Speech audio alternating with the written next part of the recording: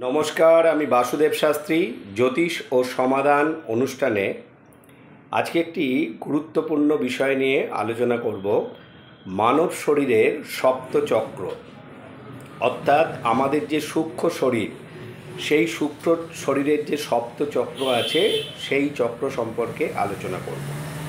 আমাদের যে সপ্তচক্র আছে সেগুলি হচ্ছে মূলাধার চক্র, স্বাধিষ্ঠান চক্র, মণিপুর চক্র, অনাহত চক্র, বিশুদ্ধ চক্র, আজ্ঞা চক্র এবং সহস্রার চক্র। এই চক্রগুলি হয়তো আমরা খালি চোখে দেখতে পাই না, কিন্তু এর অবস্থান আমাদের শরীরে আছে এবং এগুলি আমাদের জীবনের পথে এগিয়ে চলা, পিছিয়ে পড়ার জন্য গুরুত্বপূর্ণ ভূমিকা পালন করে।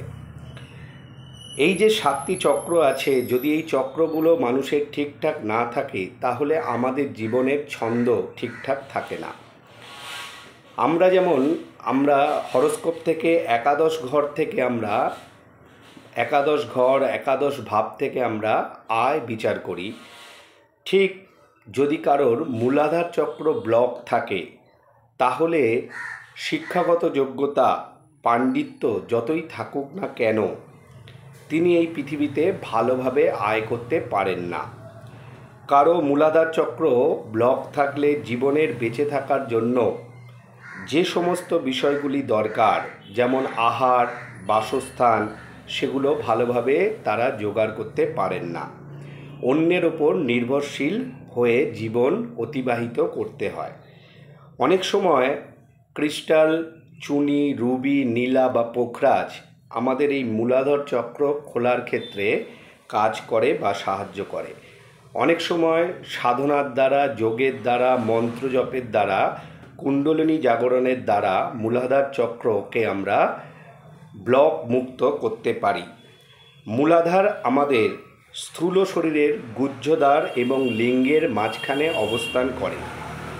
এই যে সপ্ত চক্র, এর একদম নিচে থাকে মূলাধার চক্র, তাই এর নাম হচ্ছে মূলাধার। মূলাধার আমাদের জীবনের একেবারে সাধারণ প্রয়োজনগুলো পরিচালনা করে, যেমন তৃষ্ণা, ক্ষুধা, কাম, ক্লান্তি, নিশ্চয়তা, অর্থ ইত্যাদি। আমাদের গত জীবনের কর্মফল অর্থাৎ প্রারব্ধের ওপর এই চক্র কিভাবে কাজ করবে বা কতটা খোলা থাকবে তা নির্ভর করে।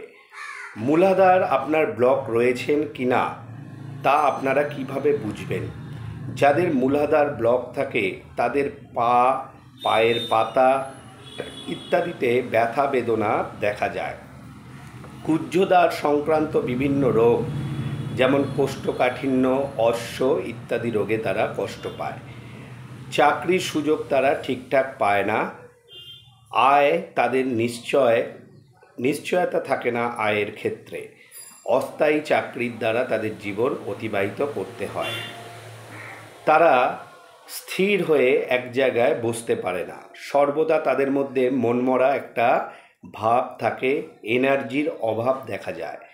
মাটির সঙ্গে যদি আত্মিক যোগ না ঘটে, সেখানে বাস করা তাদের জন্য সুখকর নয়। সবসময় মনে হবে তাদের জীবনটা অনিশ্চিত। তাদের মধ্যে অসংলগ্ন ভাব থাকে, নিজের ওপর বিশ্বাস কম থাকে। সব কাজেই একটা গা ছাড়া মনোভাব তাদের মধ্যে দেখা যায়। যৌন জীবনে অতিকাম বা স্বল্পকাম তাদের মধ্যে দেখা যায়। মূলাধার ব্লক থাকলে যৌন জীবনে কোনো না কোনো অস্বাভাবিকত্ব তাদের মধ্যে থাকে। এবার আছি যে স্বাধিষ্ঠান চক্র। যদি কারোর ব্লক থাকে তাহলে তাদের শরীরে জল ঘটিত কোনো সমস্যা দেখা দেবে, জলসাম্যের অভাব দেখা দেবে, চামড়ার রোগ অর্থাৎ চর্মরোগে কষ্ট পাবে, মনের ভেতর লুকিয়ে থাকা ভয়গুলো সহজে বেরোতে চাইবে না, অবচেতন মনে পুরনো স্মৃতিগুলি বারবার ভেসে আসবে। তাই এই চক্র ব্লক থাকলে এই চক্রকে কিভাবে খোলা যাবে সেই সংক্রান্ত রত্ন, ধাতু, মন্ত্র, যোগ ইত্যাদি যদি আপনারা করেন তাহলে অবশ্যই উপকৃত হবেন। এবার আসি মণিপুর চক্র। মণিপুর চক্র যদি ব্লক থাকে তাহলে তাদের হজম শক্তি দুর্বল হয়, পেটের নানাবিধ সমস্যা তাদের দেখা যায়, সমস্ত কাজের মধ্যে তাদের একটি উৎসাহের ঘাটতি দেখা যায়। অনাহত চক্র যদি ব্লক থাকে, অনাহত এটা আমাদের হৃৎপিণ্ডের যে চক্র, হার্ট চক্র বলা হয়।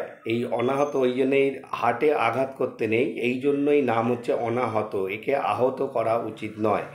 এই চক্র যদি আমাদের ব্লক থাকে তাহলে হার্টের রোগে মানুষ কষ্ট পায় এবং তাদের মন খুব উদার হয় না, এরা মানুষের সঙ্গে ভাবের আদান প্রদান ঠিকঠাক করতে পারে না, জীবনে প্রেম প্রীতি ভালোবাসা সেভাবে আসে না, স্নেহ থেকে এরা বঞ্চিত হয়, এদের মধ্যে রাগ জেদ নিষ্ঠুরতা দেখা যায় এবং এরা নিজেও কষ্ট পায়, অন্য মানুষকেও কষ্ট দেয়। এই সমস্ত সমস্যায় তারা সর্বদা জর্জরিত থাকেন। তাহলে আমি আজকে আপনাদের আলোচনা করলাম 4টে চক্র নিয়ে, মূলাধার চক্র, স্বাধিষ্ঠান চক্র, মণিপুর চক্র এবং অনাহত চক্র। এই সপ্তচক্রের মধ্যে এখনও বাকি থাকলো বিশুদ্ধ চক্র, আজ্ঞা চক্র এবং সহস্রার চক্র।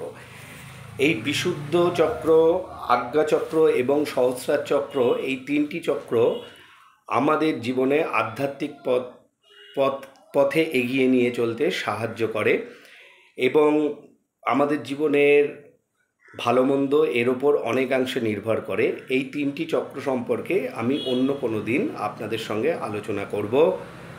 যদি এই ভিডিওটি ভালো লাগে তাহলে অবশ্যই লাইক করবেন, শেয়ার করবেন। যদি কিছু জানতে চান তাহলে কমেন্ট করবেন। যারা আমার সমস্ত ভিডিও দেখতে চাইছেন তারা ইউটিউবে গিয়ে অ্যাস্ট্রোলজার বাসুদেব শাস্ত্রী বলে সার্চ করবেন এবং চ্যানেলটি সাবস্ক্রাইব করবেন, তাহলে আমার সমস্ত ভিডিও জানতে পারবেন। যদি আমার সঙ্গে ব্যক্তিগতভাবে আপনারা যোগাযোগ করতে চান তাহলে স্ক্রিনে যাওয়া নাম্বারে যোগাযোগ করবেন। ভালো থাকবেন, নমস্কার।